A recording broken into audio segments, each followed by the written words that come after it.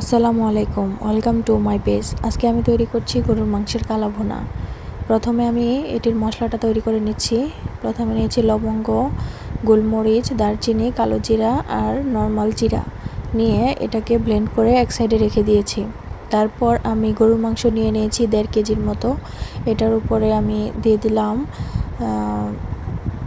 আদা বাটা, রসুন বাটা, জিরা, ধনিয়া, এলাচ, তেজপাতা, পেঁয়াজ বাটা আর আগে থেকে তৈরি করে রেখেছিলাম সেই মশলা, চিনি, লবণ আর তেল দিয়ে ভালোভাবে মাখিয়ে এটা ম্যারিনেট করে রেখে দিচ্ছি। তারপর একটু পরে আমি চুলায় বসিয়ে এটাকে ঢেকে ঢেকে ভালোভাবে সিদ্ধ করে নিচ্ছি।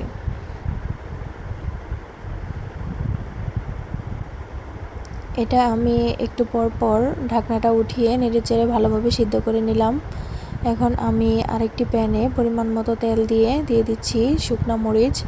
তারপর দিয়ে দিলাম পেঁয়াজটা একটু ব্রাউন কালার হয়ে আসলে আগে থেকে যে মাংসটা কষিয়ে রেখেছিলাম সেটা দিয়ে আর একটু পানি দিয়ে আমি ভালোভাবে রান্না করে নিলাম।